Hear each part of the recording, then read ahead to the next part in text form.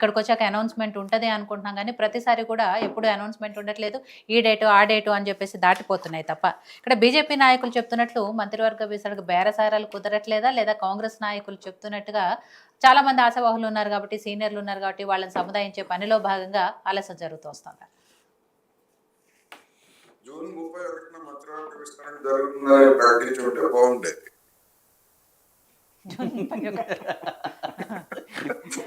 ఎందుకంటే ఆ తేదీ రాదు కనుక. లేదా ఫిబ్రవరి 30. జూన్ 31 ఆ తేదీ రాదు కనుక.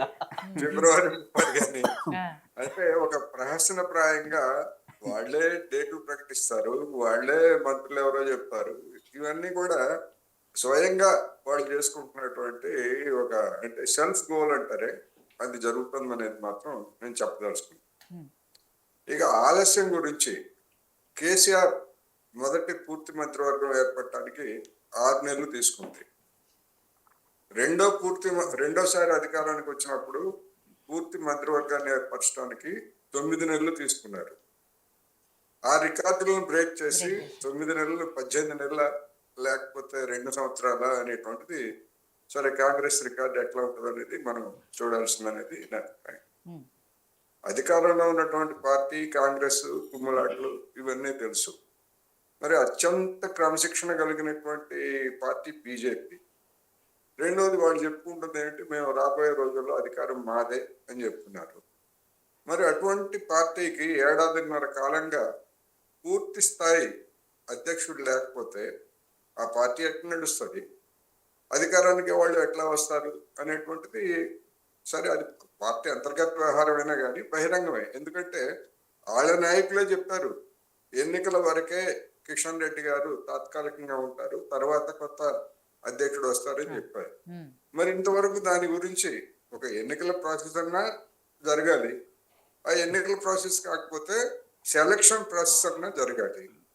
ఎందుకని అనేటువంటి దానికి బీజేపీ నాయకుల దగ్గర నుంచి సంతృప్తికరమైనటువంటి సమాధానం లేదు అనేది మాత్రం వాస్తవం. అందువలన రెండవది మంత్రులు లేకపోతే పాలన సజావుగా సాగట్లేదు. మళ్ళీ బీజేపీకి కూడా నేను అదే చెప్తున్నాను, పూర్తి స్థాయి అధ్యక్షుడు లేకపోతే పార్టీ వ్యవహారాలు అధ్యక్షుడు ఉన్నాడు కదా సార్, ఇప్పుడు ఆల్రెడీ కిషన్ రెడ్డి గారు అధ్యక్షులు కొనసాగుతున్నారు. ఇప్పటిదాకా ఆయన అదే చెప్పారు, అధ్యక్షుడు ఓన్లీ ఎలక్షన్ల వరకే ఆ నాయకులే చెప్పారు. మేము తాత్కాలికంగానే ఎప్పుడు ఏడా చెప్పలేదు, అధ్యక్షులు వేరే అధ్యక్షులు వచ్చే వరకు ఆయన అధ్యక్షులుగా ఉంటాడు కంపల్సరీ. అదే మరి దాని అర్థం తాత్కాలికమనే కదా. మేము అయితే వేకెన్సీ పెట్టలేదు కదా కాంగ్రెస్ పార్టీ, శాశ్వత అధ్యక్షుడు అని కూడా చెప్పలేదుగా. శాశ్వత అధ్యక్షుడు కిషన్ రెడ్డి అని చెప్పలేదు, తాత్కాలికమని చెప్పలేదు మీరు లేక. దాని అర్థం ఏమిటి, కొత్త అధ్యక్షుడు అంటే ఎంతకాలం, పార్టీ నిబంధనావళి ఏంటి, ఆ నిబంధనావళి ప్రకారం ఎప్పుడు జరగాలి, ఇవన్నీ కూడా ఉంటాయి. అందుకని నిబంధనావళి తెలియకుండా లేకపోతే ఇంకేం లేకుండా నేనేమి కామెంట్స్ చేయదలుచుకోలేదు. ఒకటి లేకపోతే మంత్రులు లేకపోతే పాలన సజావుగా సాగట్లేదు. హోంమంత్రి గురించి చెప్తున్నారు.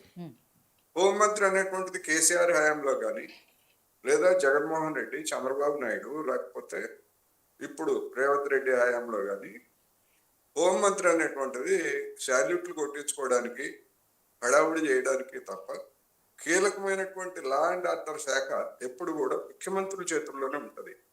హోమ్ మినిస్టర్లు ఎవ్వరు కూడా దాన్ని చూసినటువంటి దాఖలాలు గతంలో ఎప్పుడూ లేవు, భవిష్యత్తులో కూడా ఉండవు, ఇప్పుడు కూడా అంతే. కొత్త హోమ్ మినిస్టర్ వచ్చినా లా అండ్ ఆర్డర్ సీఎం చేతిలోనే ఉంటుంది. ఎందుకంటే అది ఎప్పటి నుంచో వస్తున్నటువంటిది. రెండోది అది కమాండింగ్ చేయాల్సినటువంటిది సీఎం తప్ప ఒక హోమ్ మినిస్టర్ చేయలేరు అనేటువంటిది అందరికీ తెలుసు. అందువలన దాంతో ఏదో కంప్లైంట్ మునిగిపోయి. విద్యాశాఖ పూర్తి మంత్రిగా విద్యాశాఖకి గుడ్డికన్ను మూసినా ఒకటే తెరిచినా ఒకటే అనేది నా అభిప్రాయం. ఎందుకంటే పూర్తి స్థాయి మంత్రి ఉన్నా కానీ లేకపోయినా కానీ విద్యాశాఖలో చేసేటువంటి ప్రయోగాలు, ముఖ్యంగా అధికార యంత్రాంగం చేసేటువంటి ప్రయోగాలు ప్రతిసారి కొత్త సమస్యలని, ప్రతిసారి కొత్త వివాదాలని సృష్టించడం అనేటువంటిది మరి గడిచినటువంటి అన్ని సంవత్సరాల కాలంలో మనం చూస్తూనే ఉన్నాం. అందుకని మంత్రి పదవి ఉందా లేదా అనేటువంటిది దాంతో నిమిత్తం లేకుండానే మొత్తం ఆ శాఖలన్నీ కూడా సాగిపోతున్నాయి. ఒకటి. ఇక మిగిలినటువంటి అంశాలకు వచ్చేసరికి ఎందుకని కాంగ్రెస్ ఈ విధంగా చేస్తా ఉన్నది అనేటువంటిది వచ్చేసరికి రేపు జూన్ 2వ తారీఖు లేదా 3వ తారీఖు తర్వాత ఇంకా 6 నెలల తర్వాత కొత్తగా 6గురికి ఉద్యోగాలు ఇచ్చినా వాళ్ళు కూడా ఏమంటారంటే ఇచ్చారులే 2 సంవత్సరాల తర్వాత ఎందుకు మాకు అని చెప్పేసి పెదవి విరుస్తారు తప్ప సంతృప్తి చెందేటువంటి అవకాశం కూడా ఉండదు. ఎందుకంటే ఏదైనా ఇస్తే మొదటి నుంచి ఇస్తే దాన్ని సంపాదించుకోవడానికి కానీ లేదా అధికార దర్పాన్ని ప్రదర్శించుకోవడానికి కానీ దానికి తగినటువంటి సమయం ఉంటుంది, అది ఉంటుంది. ఇంత రచ్చ జరిగిన తర్వాత ఇస్తే ప్రతి వాళ్ళు వాళ్ళ మీద ఈ వీళ్ళు ఏ విధంగా సంపాదించుకున్నారు, ఎంత ఎదురు పెట్టారు, ప్రజాభిమానాన్ని సంపాదించుకోవడం అంటున్నారు అనేటువంటి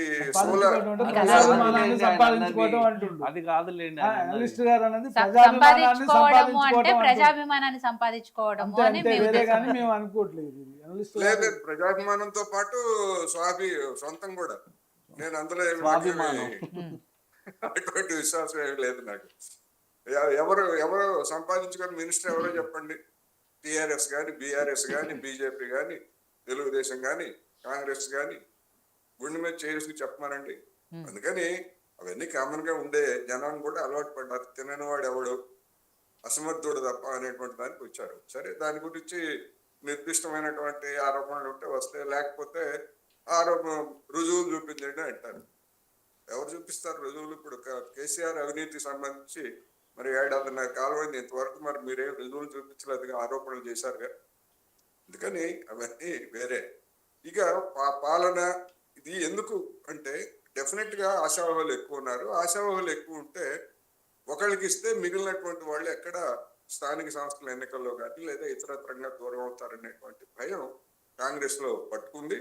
అది ఎంత ఆలస్యం జరిగితే అంతగా ఇంకా అటువంటి ప్రమాదాలు లేదా పర్యవసానాలు కూడా పెరుగుతాయనేది నేను చెప్పదలుచుకున్నా. ఎక్కడో అక్కడ ఒక కఠినమైనటువంటి నిర్ణయం తీసుకొని ఉంటే ఉంటారు, లేకపోతే పోతే పోతారు, ఉన్నదాన్ని సరిపెట్టుకున్నాం అనేటువంటి ఆ విధమైనటువంటి కనుక లేకుండా బుజ్జగింపుల ధోరణితోటి కాలయాపన చేస్తే అది ఇంకా ఎక్కువ నష్టం అనేది నా అభిప్రాయం. నేను గతంలో కూడా ఇదే చెప్పాను, ఇప్పుడు కూడా అదే చెప్తున్నా.